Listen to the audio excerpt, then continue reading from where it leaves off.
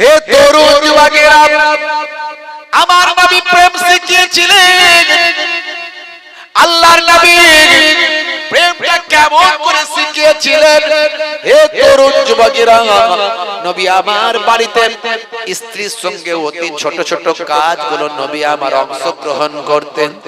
ইয়াকুনু ফি মাহানাতি আহলিহি, স্ত্রীর সঙ্গে ছোট ছোট কাজে মেহনত করতেন। হে তরুণ যুবকেরা, আল্লাহর নবী আম্মা জান আয়েশা সিদ্দিকা রাদিয়াল্লাহু তাআলা আনহা গ্লাসের যেই জায়গায় ঠোঁট লাগিয়ে পানি পান করেছেন, নবী আমার সেই জায়গায় ঠোঁট লাগিয়ে পানি পান করে নবী আমার প্রেম নিবেদন কাকে বলে পৃথিবীর মানুষকে বার্তা দিয়েছেন।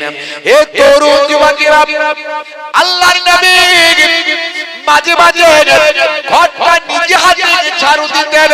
ওয়ায়াকুমুল বাইতা, নবী আমার ঘরটা নিজে হাতে মাঝে মাঝে ঝাড়ু দিতেন। হে যুবকেরা, ওয়ায়াহমিলু বিজাতিন মিনাস সুক, নবী আমার এত বড় পৃথিবী বিখ্যাত শ্রেষ্ঠ মহামানব হওয়ার পরেও নিজে বাজারটা করে মাঝে মাঝে বাড়িতে ফিরে আসতেন। আল্লাহর নবী ছেঁড়া জামাটা নিজে হাতে মাঝে মাঝে সেলাই করতেন, ছেঁড়া জুতোটা মাঝে মাঝে নবী আমার সেলাই করতেন। ভাই আমার স্ত্রীর সঙ্গে রান্নায় সহযোগিতা করতেন। হে যুবকেরা, ঘরটা মাঝে মাঝে নবী আমার নিজে ঝাড়ু দিতেন। আপনি দিয়েছেন কোনদিন ঘর ঝাড়ু? মাঝে মাঝে বলেছেন, কই গো ফুলটুসির মা, তুমি একটু শরীরটা খারাপ, রেস্ট নাও, আমি আলুটা ছিলে দিচ্ছি। বলে হুজুর এটা আবার কেমন ওয়াজ? আমাদের ঘরের বউয়েরা শুনলে সকালবেলা তো বলবে আমার শরীরটা খারাপ, আলুটা ছিলে দাও, বিপদে পড়ে যাবো হুজুর। আমার শরীরটা খারাপ, ঘরটা ঝাড়ু দিয়ে দাও, বিপদে পড়ে যাবো। আচ্ছা, যদি আপনি কখনো ঘরটা ঝাড়ু দেন তো অসুবিধা কি আছে? আমি আপনি কত বড় সাহেব হয়েছি ভাই, ডাক্তার সাহেব, মাস্টার সাহেব, উকিল সাহেব, মাওলানা সাহেব, হুজুর সাহেব, পীর সাহেব, মুফতি সাহেব, নবীর থেকে বড় সাহেব পৃথিবীতে কেউ হয়নি আর হবেও না। যদি আপনি মাঝে মাঝে কখনো সখনো ঘরটা ঝাড়ু দেন, কি স্ত্রীর সঙ্গে একটু রান্নায় সহযোগিতা করেন, তো বলেন তো দেখি, প্রেম কমবে না বাড়বে? বাড়বে মানে মারাত্মক প্রেম বাড়বে। স্ত্রী বলবে এইরকম সৌভাগ্যক্রমে আমি স্বামী পেয়েছি, আরে এইরকম স্বামী কজন পাবে? কথা ঠিক না ভুল? বুড়ো বুড়ি হয়ে যাবেন, প্রেম কিন্তু কমবে না। আর এখনকার ছেলেরা প্রেম করে হাত কেটে ফাঁক করে দিচ্ছে, আই লাভ ইউ, তোমার জন্য জীবন দেব, রেল লাইনে মাথা দেব, বিষ খেয়ে মরে যাব, পটলটা নিয়ে চলে যাব। বাপ রে বাপ, বাপ বলে তাড়াতাড়ি ধরে বেঁধে বিয়েটা দেন, ছেলেটা মরেই যাবে। চাচারা বলছে, হারা তোর ছেলের বিয়ে দিচ্ছে তো 19-20 বছর বয়স, ওই ইনকাম করে খাওয়াবে কি? বলে খাওয়াবে পরে, আগে বিয়েটা হোক, আবার বাঁচুক তবে তো খাওয়াবে না। 2-3 বছর গেল, একটা দুটো বাচ্চা কাচ্চার বাপ মা হলো, তারপরে রাত্রে 9টার সময় যদি যখন ঘরের পাশ দিয়ে লোকে যায়, ঘরের ভিতর থেকে 220 আর 440 ঠিসুম ঢাসাম আওয়াজ হয়, বলে তৃতীয় বিশ্বযুদ্ধ চালু হয়ে গেছে। প্রেম আর নাই, কোথায় গেল সব হাওয়া। আসলে ও শাহরুখ খান, সলেমান খানের কাছ থেকে প্রেম শিখেছিল, আর নবী প্রেম শিখিয়েছেন। যদি আপনি মাঝে মাঝে ঘরটা ঝাড়ু দিতেন, স্ত্রীর সঙ্গে আপনার প্রেমটা বাড়তো। আমার নবী সব শিখিয়েছেন। 1450 বছর আগে নবী বললেন নেশা করা হারাম, কুল্লু মুসকিরিন হারাম, প্রত্যেক নেশা হলো হারাম। হে তরুণ যুবকেরা, হে আমার মুরব্বিয়ানিরা, তৎকালীন যুগে ছিল মদ, এখনকার যুগে বিড়ি সিগারেট আছে না নাই? তিরঙ্গা গুটকা আছে না নাই? ভাই আমার তাস লুডো আছে না নাই?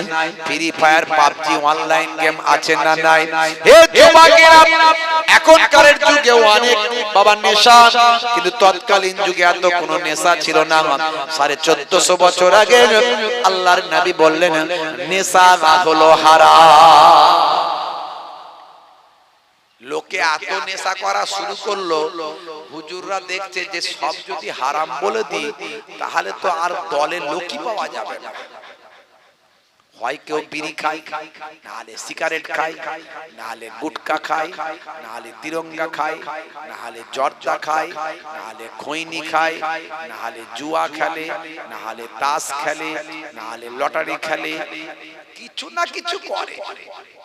এখন সব যদি বলে দি হারাম, তাহলে মুসলমানের এই নবীর দলে আর হুজুরদের দলে লোক পাওয়া যাবে ভাই? সব বাদ। এই জন্য হুজুররা আবার ঠিক করলো, বলে হারামটাকে ভাগ করে দাও। সব তো হারাম বললে হবে না, যেটা একেবারে কোরআন থেকে হাদিস থেকে হারাম সেটা হারাম করে দাও, আর বাকিটাকে বলে দাও মাকরুহ। মাকরুহ মানে হচ্ছে অপছন্দনীয়।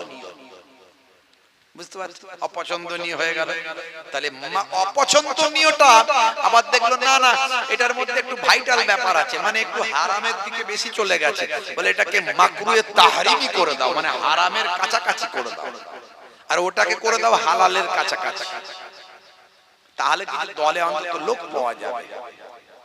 বুঝতে পারছো পরিস্থিতি কোন জায়গায় গেছে? কিন্তু হারাম তো হারামই, নেশা তো হারাম। আপনি কেন নেশা ছাড়তে পারবেন না?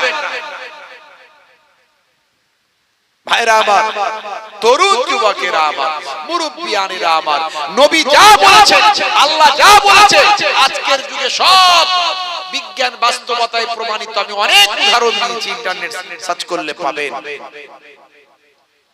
দেখবেন যারা বিড়ি সিগারেট খায়, চেন স্মোকার, টয়লেটে যাবে বিড়ি খুঁজছে, খালি বিড়ি খুঁজছে। বিড়িটা কোথায় রাখলাম বল দেখিনি, বিড়িটা কোথায় রাখলাম বলতো, বিড়িটা কোথায় গেল?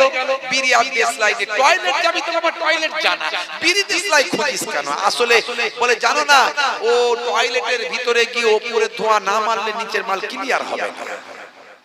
আছে না? নাই।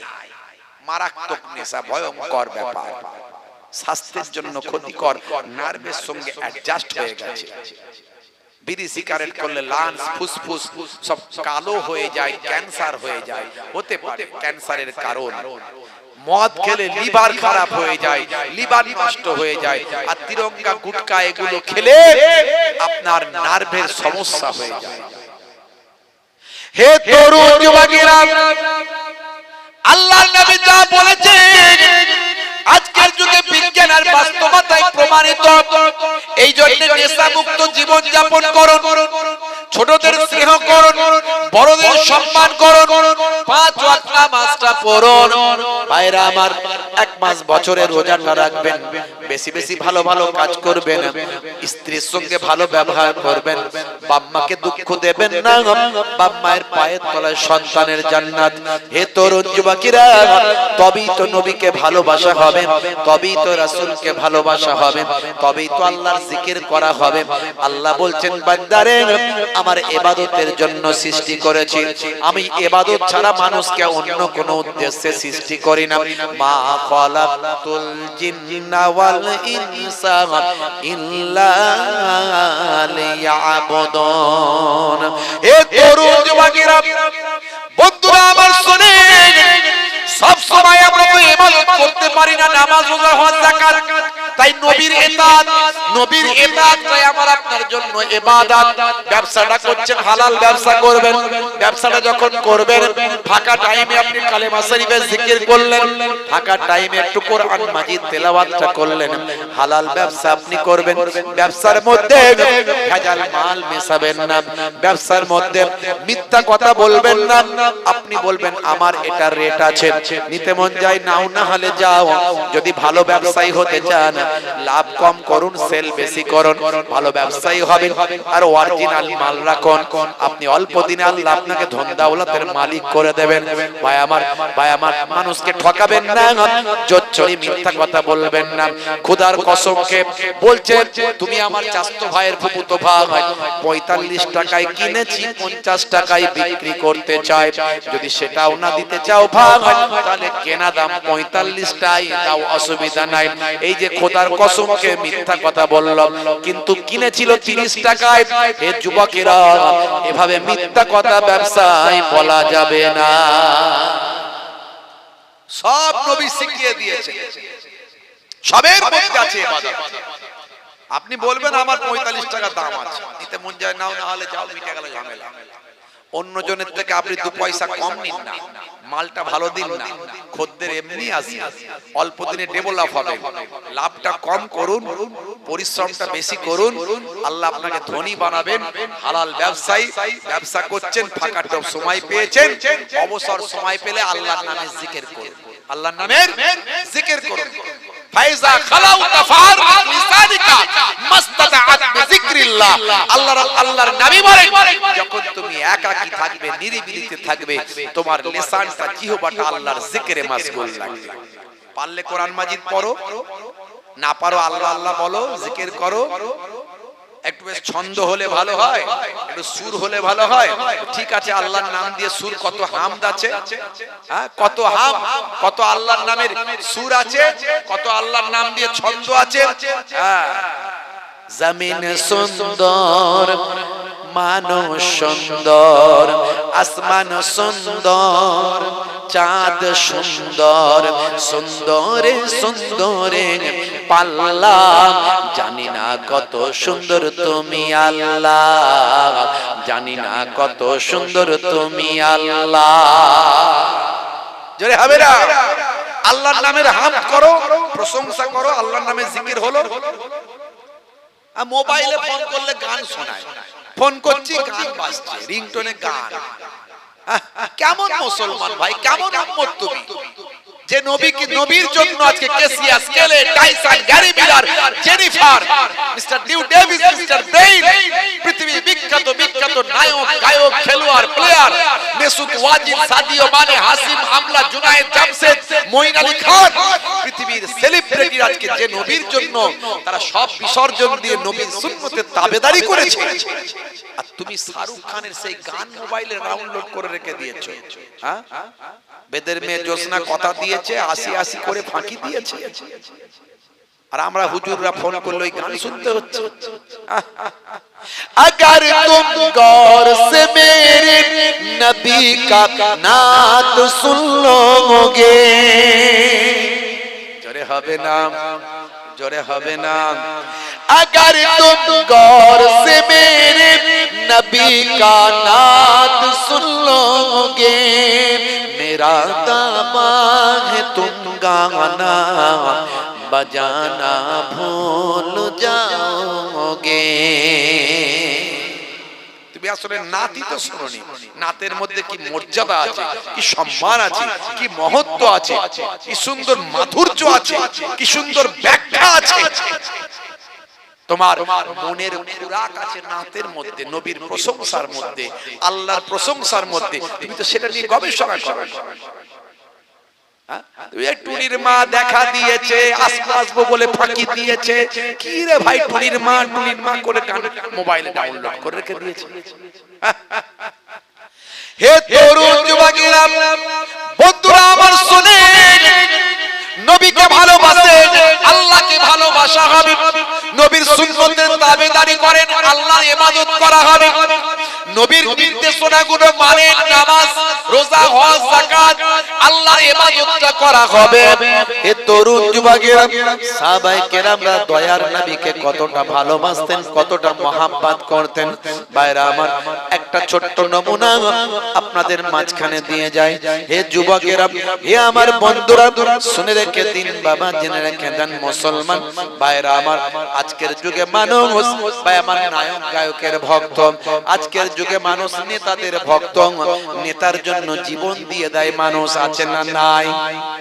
নেতা বলেছে, ও চিন্তা করে না, ওটা আমার চাচতো ভাই, ওটা আমার ফুফুতো ভাই, ঘা কতক নেতা বলেছে, ঘা কতক দিয়ে দিবি, আমি সামলে নেব। ও দেখলো না কে কাকে মারছি রে ভাই। এই ভোটের সময় আসছে, দেখবেন মারছে মুসলমান, মরছে মুসলমান। এবারে এই 2 দফায় ভোট হচ্ছে তো, আমি কিন্তু খুব খুশি, কারণ দফা বাড়লেই বেশি মানুষ মারা যায়, মারপিট বেশি হয়, যা হবে ওই দিন হবে। আর এবারে এত সিআরপিএফ দিয়েছে, আমি খুব খুশি, মারপিটটা অন্তত কম হবে, কারণ লস তো আমার আপনার ঘরে, মারেও মুসলমান, মরেও মুসলমান, কথা ঠিক না ভুল?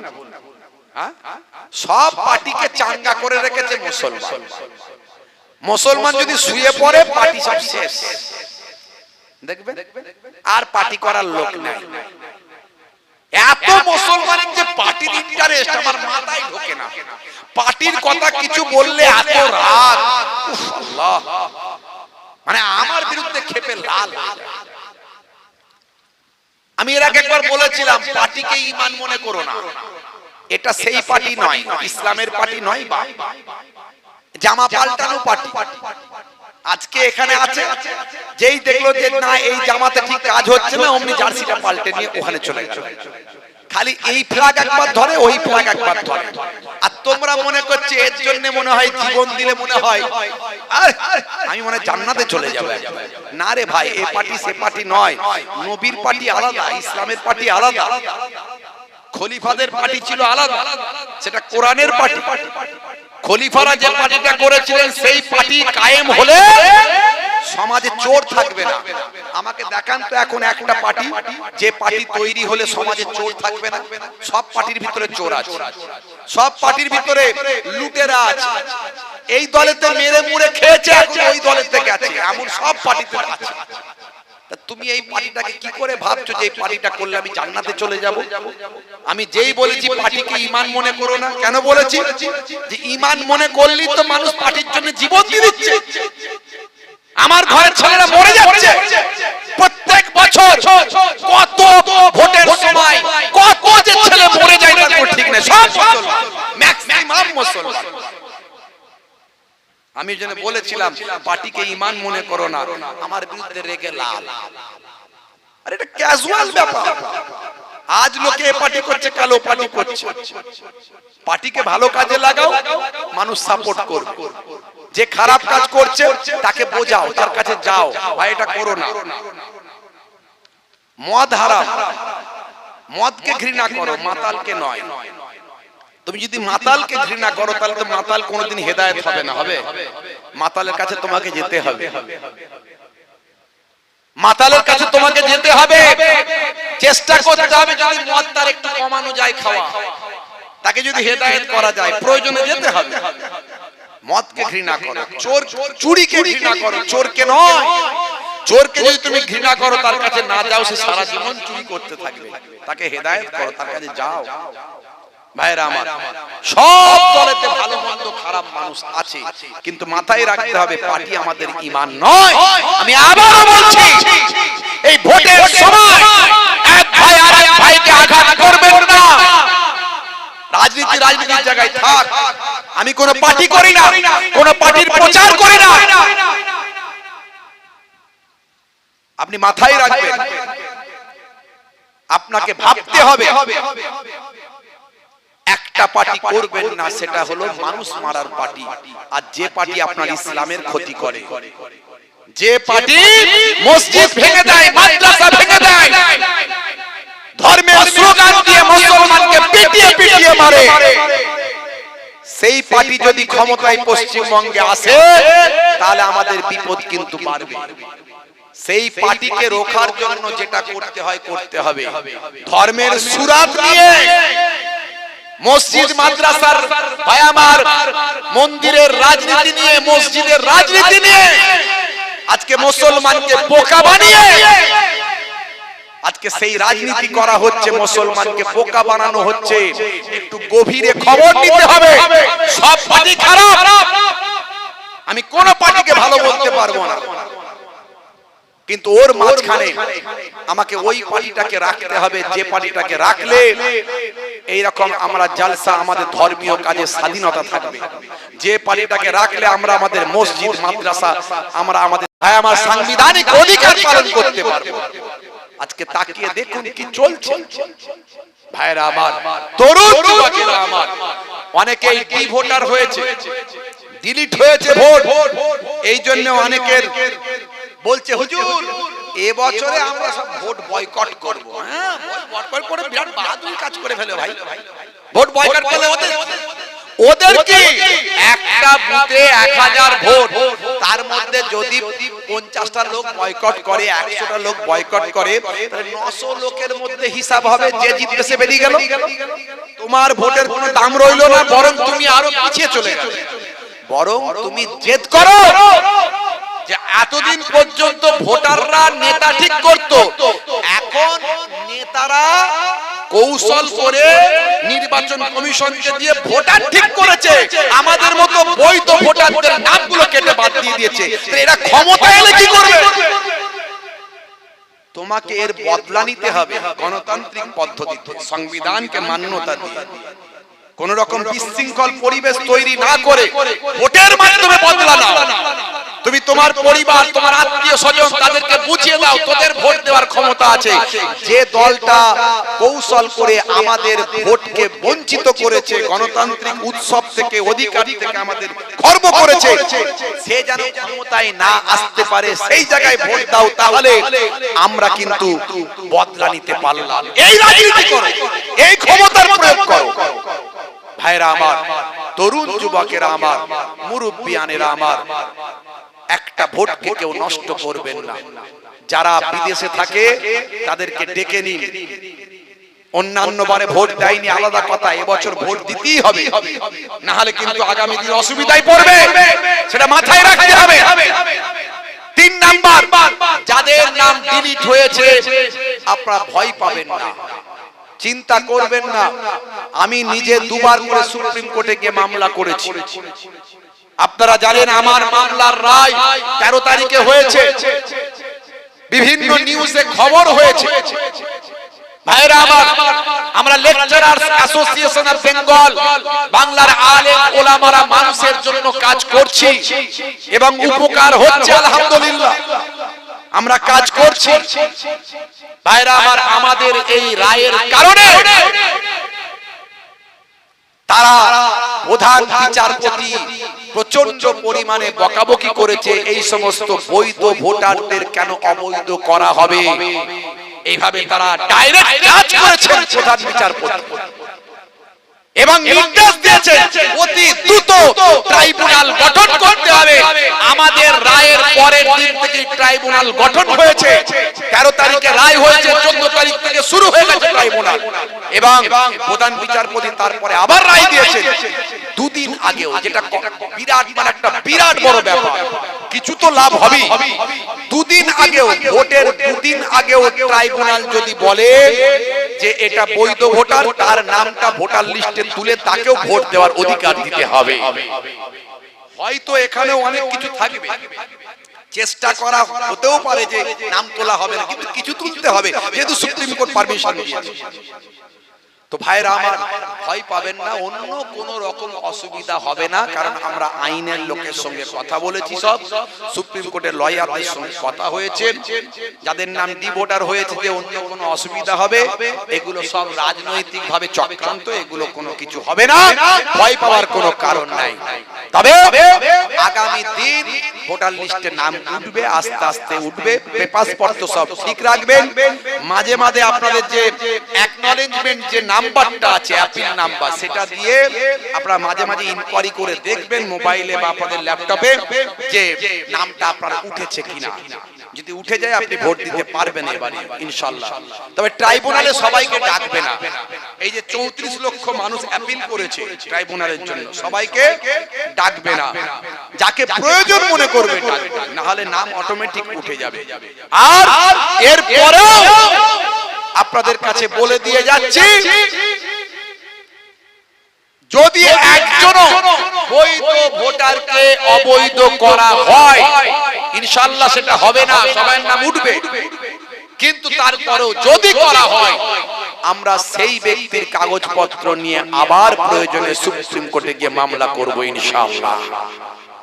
ভয় পাবেন না, কেউ চিন্তা করবেন না, আল্লাহ আছে, আল্লাহর প্রতি ভরসা রাখুন, আল্লাহর সাহায্য কামনা করুন।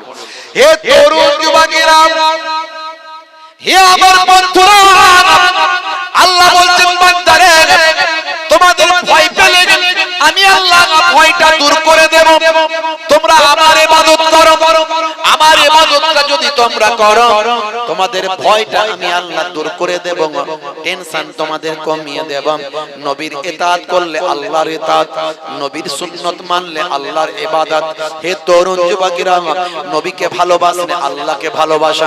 ভাইরা আমার, তরুণ যুবকেরা, সাহাবায়ে কেরাম দয়ার নবীকে কতটা ভালোবাসতেন, কতটা মহব্বত করতেন। খুবই সংক্ষেপ করে ছোট্ট করে বলি, ভাইরা আমার, আল্লাহর নবী রাস্তা দিয়ে হেঁটে হেঁটে চলে যাচ্ছেন। এমন সময় যেতে যেতে একটা খাজুর গাছ দেখতে পেলেন।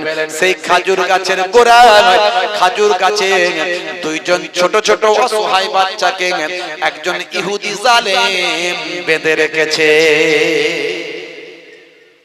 ইহুদিরা নবীদেরকেও শহীদ করেছিল। আল্লাহ তাদের অনেক ভালোবেসেছিল, নবীরা ভালোবেসেছিলেন, কিন্তু ইহুদিরা সে ভালোবাসার দাম দেয়নি। ফিলিস্তিনে যখন এসেছিল 1948 সালের আগে, পৃথিবীর মানচিত্রে এই ইসরায়েল নামক কোন দেশই ছিল না। কিন্তু যখন এসেছিল এই ওখানকার মুসলমানরা, তারা এদের অসহায় মানুষগুলোকে ভালোবেসে জায়গাটাই দিয়েছিল। এরা প্রথম থেকেই কিন্তু ভাই আমার ওয়াদার খেলাফকারী লোক আর জালেম, আজও জুলুম করে যাচ্ছে। কিন্তু এরা ধ্বংসপ্রাপ্ত, এরা অভিশপ্ত, ধ্বংস হবে। হে তরুণ যুবকেরা, হে আমার বন্ধুরা, আল্লাহর নবী সেই সময় দাঁড়িয়ে গেলেন, বাচ্চা দুটোকে জিজ্ঞাসা করলেন, হে বাচ্চারা, কি ব্যাপার, তোমাদেরকে এইভাবে কেন বেঁধে রাখা হয়েছে? সেই সময় বাচ্চাগুলো বলেছিল, ইয়া রাসূলুল্লাহ, হাবিবাল্লাহ, ইয়া রাসূলুল্লাহ, হাবিবাল্লাহ, আমরা হলাম আপনার সাহাবীর সন্তান, আপনার গরীব সাহাবীর সন্তান, আপনার সাহাবী আর আপনার সাহাবী। আমাদের আব্বাজান কয়েকদিন বাড়িতে কোনো কাজ না হয়, ক্ষুধার যন্ত্রণায় আমরা কাতর হয়ে যাই, খাবার নাই, খাবার জোগাড় করতে পারেননি আমাদের আব্বাজান, কাজ নাই, ইনকাম নাই, কয়েকদিন ধরে আমরা ক্ষুধার্ত অবস্থায় দিন কাটাই। অনাহারে ওয়ার্দাহারে থাকতে থাকতে আমরা দুই ভাই একটু ছোটকে বাইরে বেরিয়েছি, ক্ষুধার যন্ত্রণায় আহারের জন্য, খাদ্যের জন্য একটু বাইরে বেরিয়ে পড়েছি। হে তরুণ যুবকেরা, আল্লাহর নবী মুখ দিয়ে শুনছেন, দুটো ছোট ছোট বাচ্চাকে গাছের সঙ্গে বেঁধে রাখা হয়েছে, জালেম ইহুদি বেঁধে রেখে দিয়েছেন। ছোট বাচ্চা দুটো কেঁদে কেঁদে জারে জার হয়ে বলে, ইয়া রাসূলুল্লাহ, হাবিবাল্লাহ, ক্ষুধার যন্ত্রণা সহ্য করতে না পেরে আমরা দুই ভাই বাইরে বেরিয়ে খাবারের খোঁজ করতে শুরু করি। এই খাজুর গাছের গোড়ায় যখন এলাম, দেখলাম কয়েকটা খাজুর জমিনে পড়ে আছে। আমরা সাত পাঁচ চিন্তা না করে ক্ষুধার যন্ত্রণায় ধুলোগুলো মুছে নিয়ে ভালো করে খেয়ে ফেলি। তখনই ওই জালেম ইহুদি দেখতে পায়, তাড়াতাড়ি এসে ছুটে এসে আমাদের বকাবকি শুরু করে দেয়, আমাদের কত দোষারোপ করে, আমাদের বদলা নেবার জন্য গাছের সঙ্গে বেঁধে দেয়। আল্লাহর নবী কথা শুনে চোখ ভরা পানি, বুক ভরা বেদনা, ঝরঝর ঝরঝর করে কাঁদতে থাকে। আল্লাহর নবী বলেন, বাবারা, বাচ্চারা, কেঁদো না, আমি তোমাদের এখনই ছাড়ানোর ব্যবস্থা করছি। অগণবী তোমার সন্তান সাহাবীর, অগণবী তোমার সন্তান সাহাবীর, খাবার নাই ঘরেতে করিয়া হাজারি। অগণবী তোমার সন্তান সাহাবীর, খাবার নাই ঘরেতে করিয়া হাজারি। ক্ষুধার জ্বালায় আমরা খাবার যে ওই খুঁজি, ইহুদির খেজুরে জীবন ধারণ করি। ক্ষুধার জ্বালায় আমরা খাবার যে ওই খুঁজি, ইহুদির খেজুরে জীবন ধারণ করি। শুনে নবীর শ্রম ঝরে বারে বার, শুনে নবীর শ্রম ঝরে বারে বার। নবী আমার কেঁদে হয় যারে যা। এ তরুণ যুবকেরা, আল্লাহর নবী বললেন, বাচ্চারা অপেক্ষা করো, এক্ষুনি ব্যবস্থা করছি। হে তরুণ যুবকেরা, নবী আমার ঝরঝর করে কাঁদতে কাঁদতে নবী আমার মসজিদে নববী শরীফে চলে গেলেন। আল্লাহর নবী মসজিদে নববী শরীফে ঝরঝর করে কাঁদতে শুরু করেন। নবীর সাহাবীরা এসে হাজির হলো। ইয়া রাসূলুল্লাহ, হাবিবাল্লাহ, কাঁদবেন না, আপনার কান্নার কারণটা আমাদের বলুন, আপনার কদমে আমাদের জান কুরবান হয়ে যাক। ইয়া রাসূলুল্লাহ, কাঁদবেন না। হে তরুণ যুবকেরা, নবী আমার বললেন না। হে যুবকেরা, কোথায় ছিলেন হযরতে আবু বকর সিদ্দিক? ছুটে ছুটে এসে আল্লাহর নবীর কান্না দেখে সহ্য করতে না পেরে বলেন, ইয়া রাসূলুল্লাহ, হাবিবাল্লাহ, আপনার কদমে আমি আবু বকরের জান কুরবান হয়ে যাক, আপনার চোখের পানি ঝরবে, আমি আবু বকর সহ্য করবে, এটা হতে পারে না। একবার বলুন কি হয়েছে বলুন, আপনার চোখের অশ্রুটা আমি আবু বকর মুছিয়ে দিতে চাই। কোন আবু বকর? যে আবু বকর সম্পর্কে আল্লাহর নবী বলেন, হে দুনিয়ার মানুষ শোনো, তামাম পৃথিবীর জমিনে যত মানুষ আছে, আফজালুন নাস বাদাল আম্বিয়া, নবীদের পরে তামাম পৃথিবীর জমিনে যত মানুষ আছে, সমস্ত মানুষের থেকে আমার আবু বকর হলো শ্রেষ্ঠ।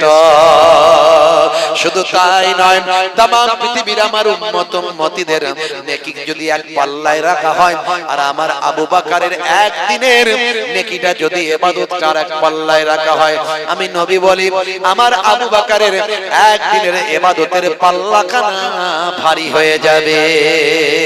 সেই আবু বকরকে আল্লাহর নবী কোনো কথা বললেন না। এবার ওমর ফারুক এসে হাজির হলেন। কোথায় ছিলেন? রাগী সাহাবী এসে বললেন, ইয়া রাসূলুল্লাহ, হাবিবাল্লাহ, আপনার চোখে অশ্রু আমি ওমর সহ্য করতে পারি না, একবার বলুন কে আপনাকে কষ্ট দিয়েছে, আমি ওমর আমার তলোয়ার দিয়ে তার গর্দনটা দুখানা করে দেব। কোন ওমর? যে ওমর সম্পর্কে আল্লাহর নবী বলেন, হে দুনিয়ার মানুষ শোনো, লাউ কানা বাদি নবিয়্যুন লাকানা ওমর, আমার পরে যদি আল্লাহ কাউকে নবী বানাতেন, হযরতে ওমরকে নবী বানিয়ে দিতেন, যার কথার সঙ্গে আল্লাহর ওহী খানা মিলে যায়। সেই হযরতে ওমর ফারুক জিজ্ঞাসা করছেন, আল্লাহর নবী কোনো কথা বললেন না। হযরতে ওসমান জিন্নুরাইন এসে হাজির হয়ে বলেন, ইয়া রাসূলুল্লাহ, হাবিবাল্লাহ, আমি আপনার ওসমান, আপনি বলুন কি করতে পারি, কি করলে আপনার চোখের অশ্রু বন্ধ করতে পারবো? আল্লাহর নবী বললেন, বাবা ওসমান, তুমি কি পারবে? বলে, ইয়া রাসূলুল্লাহ, আপনার কদমে আমি ওসমানের জান কুরবান হয়ে যাক, আপনার জন্য সব কিছু লুটিয়ে দিতে আমি প্রস্তুত। ইয়া রাসূলুল্লাহ, আপনার জন্যই তো আমার সবকিছু, আপনার জন্যই তো আমার হায়াত মওত, আপনার জন্যই তো আমার ঈমান, আপনি বলুন কি করতে পারি ইয়া রাসূলুল্লাহ, হাবিবাল্লাহ। হে তরুণ যুবকেরা, ওসমান জিন্নুরাইন হলেন মদিনার ধনী ব্যবসায়ীদের মধ্যে একজন ধনী ব্যবসায়ী। হযরত ওসমান জিন্নুরাইন অনেক ধনী, কিন্তু আমার নবী গরীব। আমার নবী পেটে পাথর বেঁধে দিন যাপন করেছেন, ক্ষুধার যন্ত্রণা নিবারণ করেছেন। আমার নবীকে আল্লাহ রাব্বুল আলামিন বলেছিলেন, আমার হাবিব, আমার বন্ধু, আপনি এত কষ্ট করে জীবন যাপন করেন, আপনি যদি আমাকে বলেন, আমি আপনার জন্য মক্কার পাহাড় পর্বতগুলো সোনা আর রূপা বানিয়ে দেব। আল্লাহর নবী বলেছিলেন, মাবুদ আল্লাহ, না না না না, আমার লাগবে না, না না আমার লাগবে না, আমি গরিবী জীবন যাপন করতে চাই।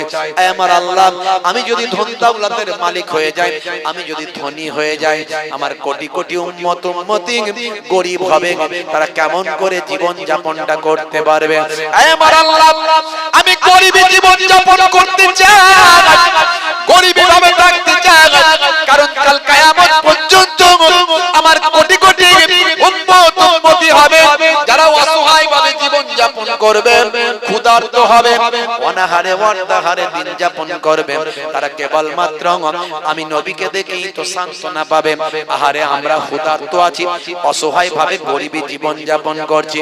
আমার নবীও গরিব ছিলেন, আমার নবীও পেটে পেটে পাথর বেঁধে জীবন যাপন করেছেন, আমার নবীও কয়েকদিন ক্ষুধার্ত অবস্থায় থেকেছেন। তাই আমার আল্লাহ, আমি ধনী হতে চাই না, আমি নবী গরিবী পছন্দ করি। এ তরুণ যুবকেরা, কিন্তু নবীর সাহাবী ধনী, তাহলে ইসলামে ধন দৌলতের দরকার আছে, কিন্তু সেই ধন দৌলতকে সঠিক পথে ব্যয় করতে হবে, ইসলামের জন্য ব্যয় করতে হবে। কথা ঠিক না ভুল বলেন? অনেক ধনী মানুষ আছে, তারা খেলায় মেলায় লক্ষ লক্ষ টাকা দান করে। খেলা বললে লক্ষ লক্ষ, মেলা বললে লক্ষ লক্ষ, সেখানে উঁচু চেয়ার দেবে, নাম ধরে মাইকে বারবার বলবে অমুক সেট পার্টি এত টাকা ডোনেট করেছে। আর জলসা কমিটির ছেলেরা গেলে জলসা দিয়ে কি হবে রে, কটা মানুষ হেদায়েত হয়েছে বলতো, আমাকে জলসা দিতে এসেছে, এই নে 500 টাকা নে। এখানে 500 টাকা, ওখানে 1 লাখ আছে না নাই? দিনের জন্য এরা কন্ট্রিবিউশন করে না, দিনের পথে এরা টাকা পয়সা খরচ করে না, ইসলামের জন্য সঠিক জায়গায় দেয় না। কিন্তু ইসলামের জন্য, নবীর জন্য, আল্লাহর জন্য যদি আপনি দান করেন, দুনিয়াতেও আপনার সম্মান আল্লাহ বাড়াবেন, আখিরাতেও সম্মান বেড়ে যাবে। এ তরুণ যুবকেরা, ওসমান জিন্নুরাইন ইসলামের জন্য কত সম্পদ দান করে দিয়েছেন। সেই ওসমান জিন্নুরাইন আজও যান মদিনা শরীফে। ভাইরা আমার, মানুষ মারা গেলে তার নাম মুছে যায়, তার সম্পত্তি মুছে যায়, তার নামের সম্পত্তি মুছে যায়, তার নামের অ্যাকাউন্ট মুছে যায়, তার নামের ব্যাংকের ডিটেইলস মুছে যায়। কিন্তু 1450 বছর আগে ওসমান জিন্নুরাইন ইন্তেকাল করেছেন। ওসমান জিন্নুরাইনের নামে মদিনার জমিনে বিখ্যাত ওসমান জিন্নুরাইনের বাগান আছে। ওসমান জিন্নুরাইনের ওই বাগান থেকে ইনকাম হয়, সেই ইনকামের টাকা হযরত ওসমান জিন্নুরাইনের নামে ব্যাংকের পাসবুক আছে, অ্যাকাউন্ট আছে। ওসমান জিন্নুরাইন হুজুরের নামে ব্যাংকের অ্যাকাউন্টে কোটি কোটি রিয়াল সেখানে জমতে থাকে। ওসমান জিন্নুরাইন হুজুর ইন্তেকাল করেছেন, কিন্তু ওসমান জিন্নুরাইন হুজুরের নাম দিয়ে আজও মক্কা মদিনা পৃথিবীর জমিনে গরিব দুস্থ অসহায় মানুষদের জন্য ওসমান হুজুরের টাকা দান হয়। দেখেছে ভাইরা আমার, হে আমার মুরব্বিয়ানেরা, হে যুবকেরা, শুনে রেখে দিন বাবা,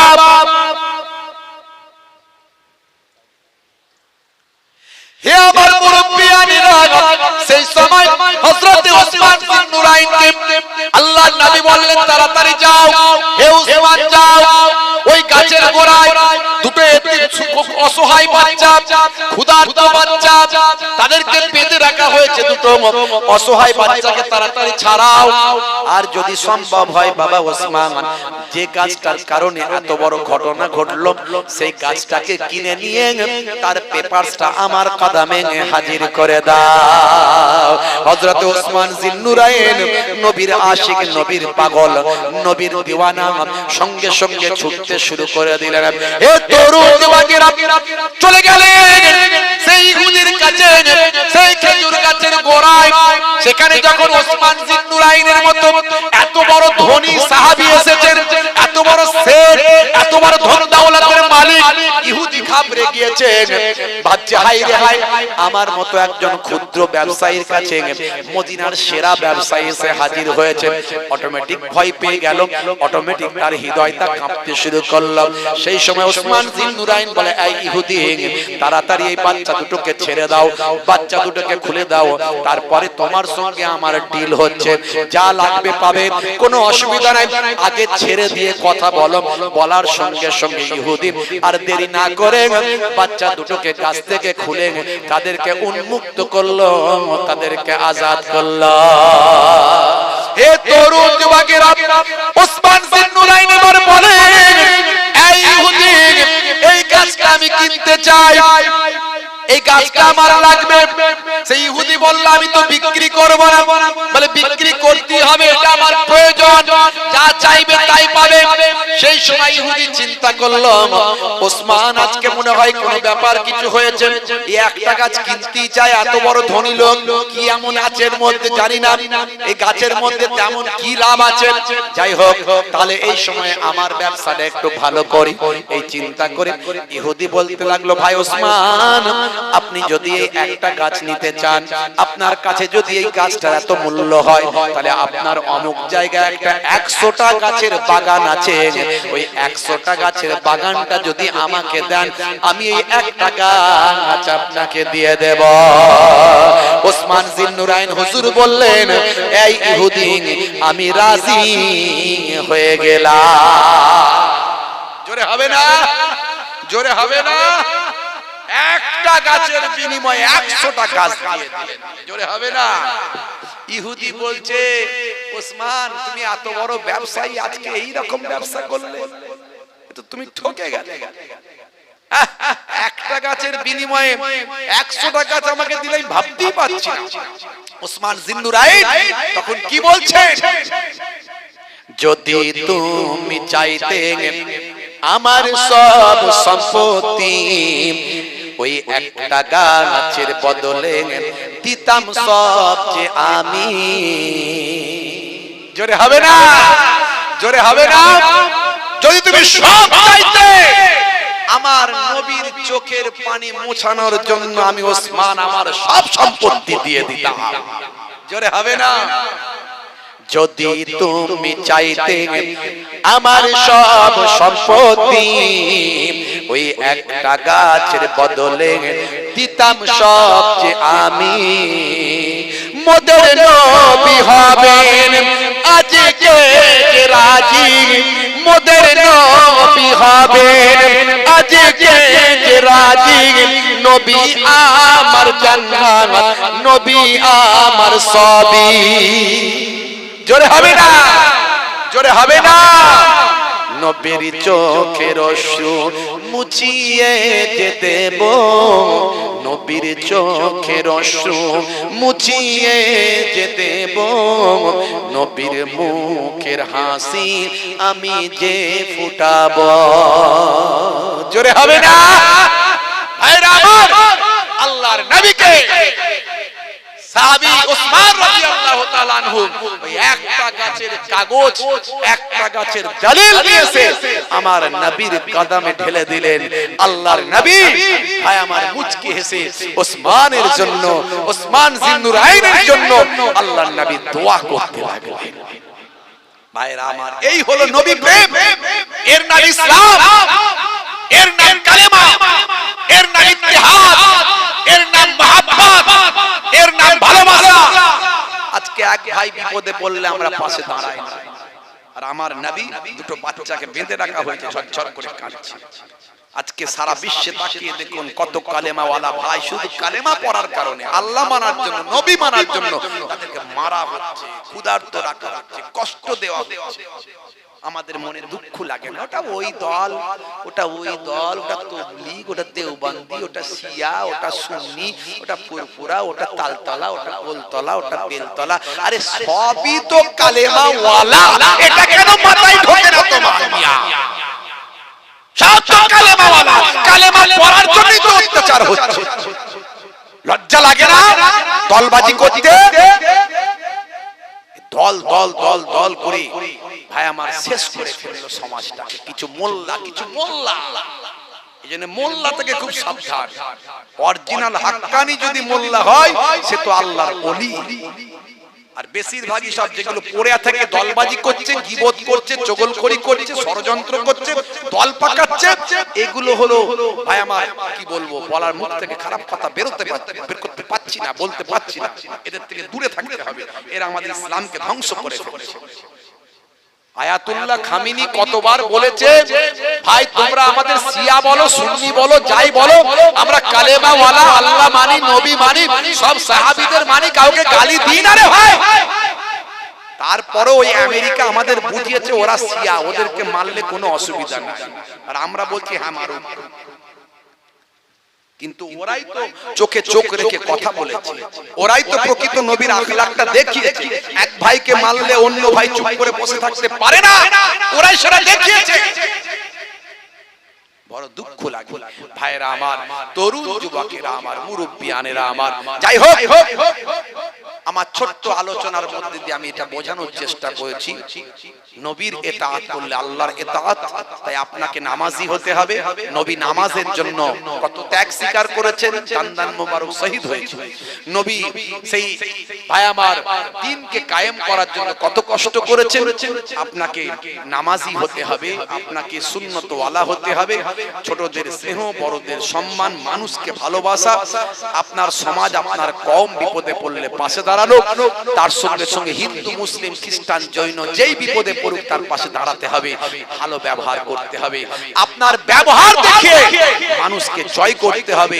শুধু এটা আপনার ব্যবহার নয়, আপনার নবীর ব্যবহার, আপনার নবীর আখলাক, আপনার দ্বীনকে, আপনার ইসলামকে, বিউটি অফ ইসলাম, ভাই আমার এই ইসলামের সৌন্দর্যকে মানুষের কাছে পৌঁছে দিয়ে মানুষকে ইসলামের সৌন্দর্যকে তুলে ধরতে হবে। জোরে বলুন সুবহানাল্লাহ।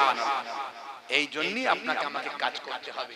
যাই হোক, আল্লাহ রাব্বুল আলামিন আমাদের কবুল ও মঞ্জুর করুন। আমার জন্য দোয়া রাখবেন, আমি আপনাদের জন্য দোয়া রাখি। আমাদের মাঝখানে আসছেন আমার অত্যন্ত প্রিয় মানুষ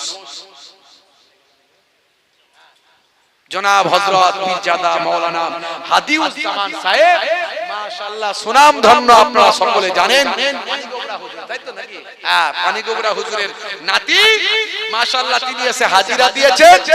মাশাআল্লাহ ওয়াজ নাসিহত শুনেন, আলোচনা শুনেন, আমার জন্য দোয়া রাখেন, আমি আপনাদের জন্য দোয়া রাখি। প্রত্যেককে মহব্বতের সালাম দিয়ে আসসালাম